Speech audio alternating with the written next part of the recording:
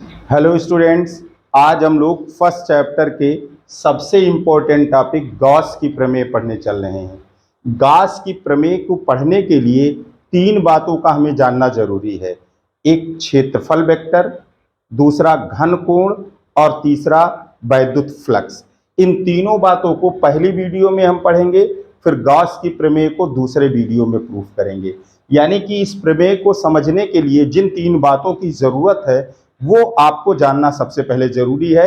अगर इस वीडियो को आप देखेंगे पूरा अंत तक तो आपके लिए गॉस की प्रमेय बहुत ही आसान हो जाएगी।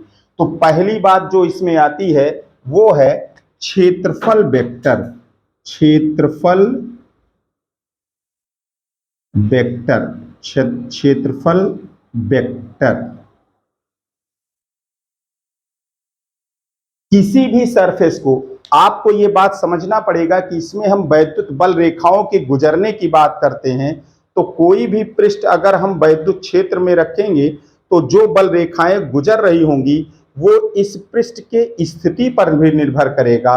अगर ये किसी कोण पर झुकेगा जैसे जैसे, वैसे वैद्युत बल रेखाओं की संख्या बदलती जाएगी। तो हर समतलीय क्षेत्रफल में परिमाण के साथ साथ एक दिशा भी होती है जो कि उस तल से बाहर की ओर और तल के लंबवत होती है। यानी प्रत्येक प्रत्येक समतलीय समतलीय पृष्ठ प्रत्येक समतलीय पृष्ठ में क्षेत्रफल के परिमाण के साथ क्षेत्रफल के परिमाण के साथ एक दिशा होती है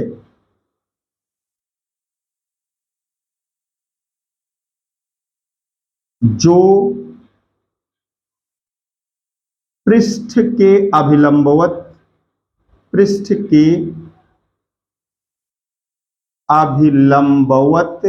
बाहर की ओर होती है, बाहर की ओर होती है।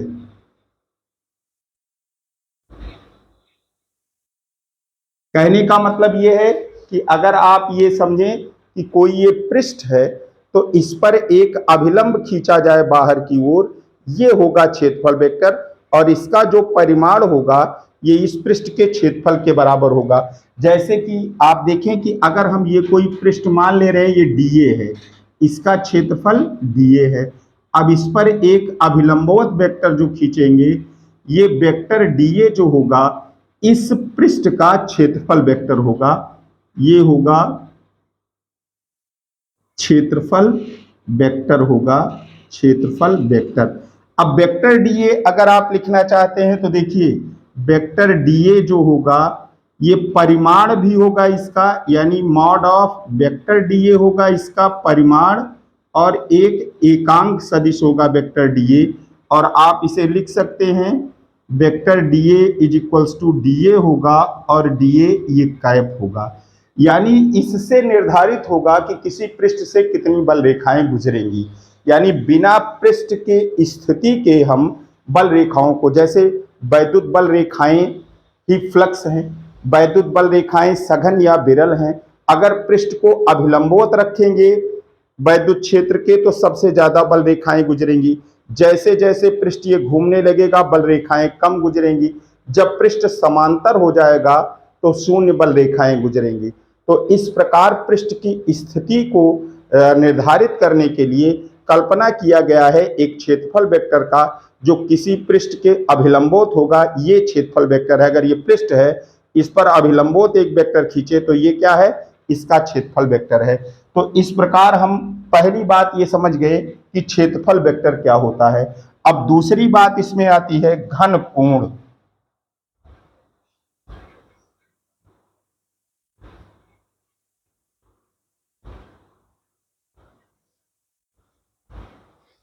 घन कोण, इसको सॉलिड एंगल, घन कोण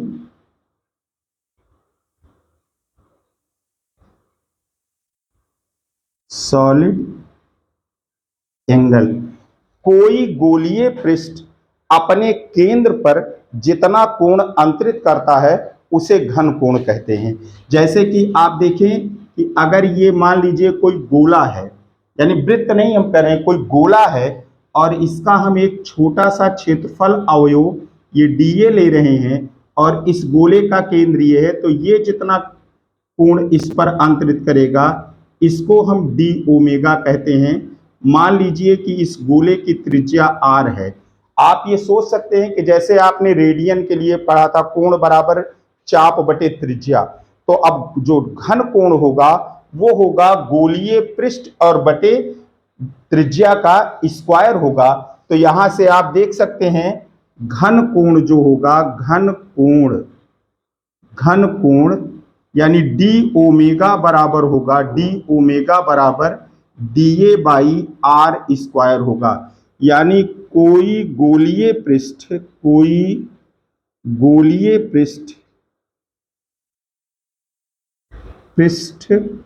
अपने केंद्र पर जो कोण अंतरित करता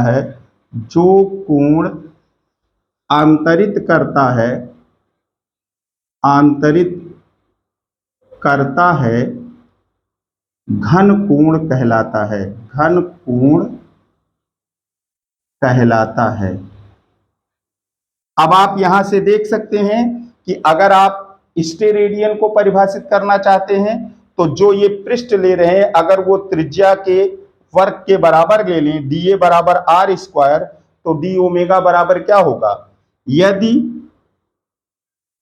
डी ए बराबर हो जाए आर स्क्वायर तो डी ओमेगा होगा r square by r square, यानी एक स्टे रेडियन होगा, एक स्टे रेडियन। अब एक सबसे इंपॉर्टेंट बात जो एक नंबर का क्वेश्चन आता है कि अगर हम डीए को पूरा पृष्ठ ले लें, यानी यदि डीए बराबर हो जाए 4 पाई आर स्क्वायर, अगर 4 पाई आर स्क्वायर होगा तो डी ओमेगा हो जाएगा 4 pi r square by r square, ये कैंसिल होगा, 4 पाई स्टे रेडियन होगा। तो पूरा का पूरा गोलीय पृष्ठ अपने केंद्र पर कितना घन कोण अंतरित करेगा? 4 पाई स्टे रेडियन। इससे एक प्रश्न यहां पर उठता है कि कोई बंद पृष्ठ अपने भीतर स्थित किसी बिंदु पर कितना घन कोण अंतरित करता है? तो उत्तर इसका होगा 4 पाई स्टे रेडियन। यानी ये सबसे इंपॉर्टेंट बात जो आई है यहां पर कि कोई गोलीय पृष्ठ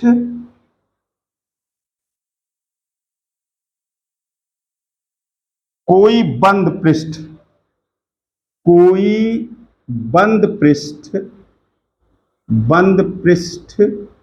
अपने भीतर स्थित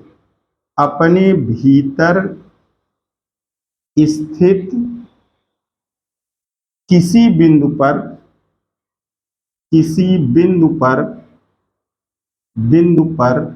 4 पाई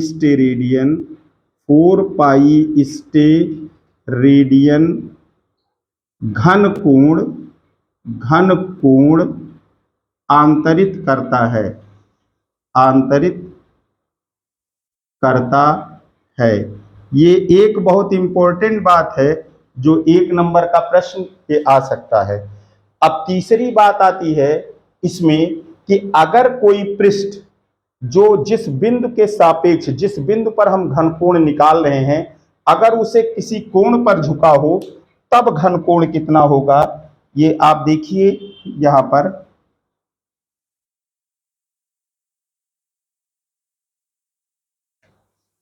ये मान लीजिए एक बिंदु है,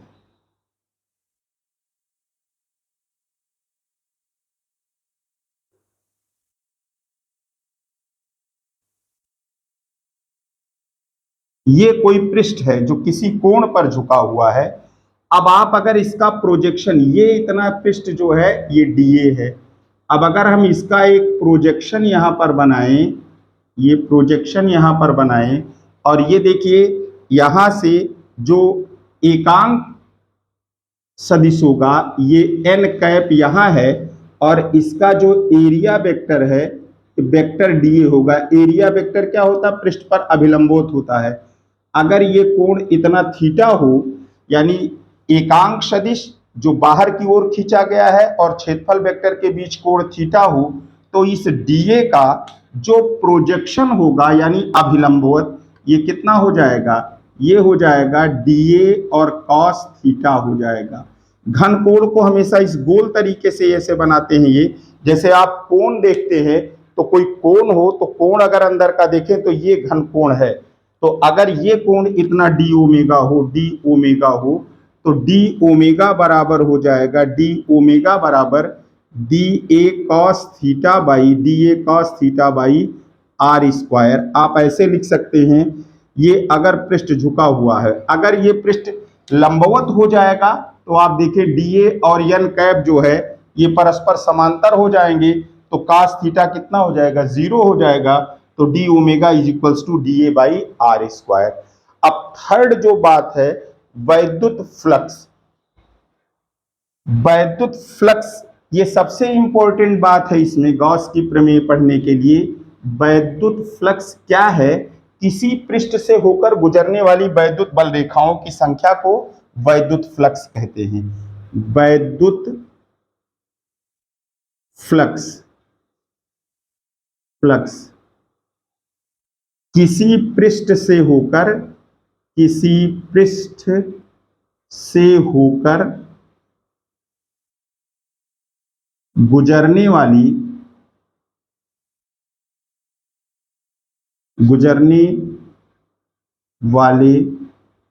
वैद्युत फ्लक्स, गुजरने वाला वैद्युत फ्लक्स, गुजरने वाली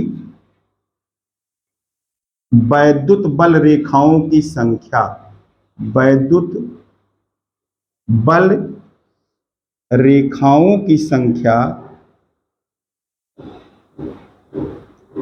संख्या उस पृष्ठ से होकर गुजरने वाले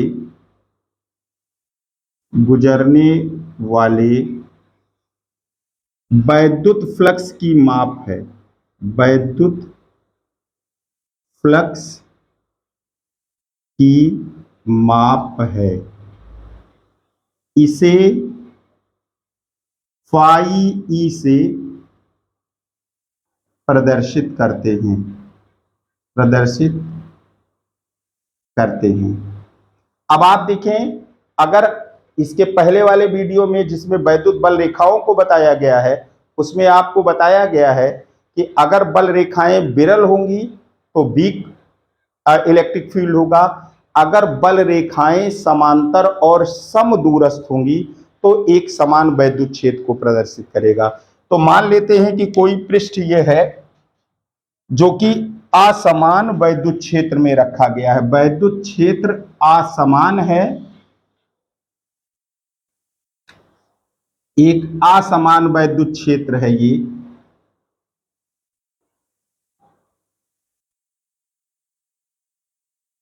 और इसमें एक ये पृष्ठ रखा गया है जिसका क्षेत्रफल A है, इस पृष्ठ का क्षेत्रफल A है।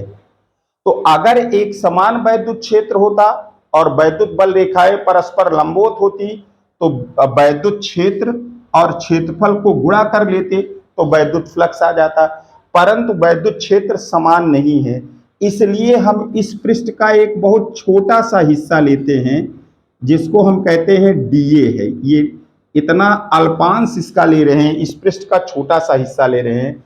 अब आप देखें, अगर वैद्युत क्षेत्र की दिशा ई ये होगी, वेक्टर ई, और जो डीए होगा ये वेक्टर डीए, यानी इस पृष्ठ का क्षेत्रफल वेक्टर, अगर इसके बीच का कोण थीटा हो तो इस छोटे से हिस्से से गुजरने वाला वैद्युत फ्लक्स कितना होगा? इस अल्पांश से गुजरने वाला वैद्युत फ्लक्स, अल्पांश से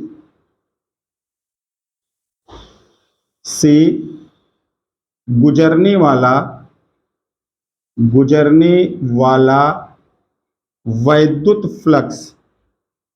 वैद्युत फ्लक्स तो इस अल्पांश से गुजरने वाले फ्लक्स को हम डी फाई ई कहेंगे। तो ये डी फाई ई हो जाएगा वेक्टर ई और डॉट वेक्टर डी ए होगा इस छोटे से हिस्से से गुजरने वाला फ्लक्स। अगर हम पूरे इस पृष्ठ से ए क्षेत्रफल से संपूर्ण क्षेत्रफल ए से गुजरने वाला वैद्युत फ्लक्स ये होगा phi E is equals to surface integral of vector E dot vector d A. ये पूरा का पूरा फ्लक्स इस पृष्ठ से गुजरेगा। ये इंटीग्रल सरफेस इंटीग्रल का मतलब पूरे पृष्ठ से होकर गुजरने वाला, यानी कि अगर हम संपूर्ण पृष्ठ से इस ए पृष्ठ से होकर गुजरने वाला फ्लक्स एक साथ हम नहीं ज्ञात कर सकते, तो हम इस पृष्ठ के छोटे छोटे हिस्से से होकर गुजरने वाले वैद्युत फ्लक्स को ज्ञात कर लेते हैं और उस सबको ऐड कर दिया जाएगा तो पूरे पृष्ठ से होकर गुजरने वाला वैद्युत फ्लक्स ये आ जाएगा।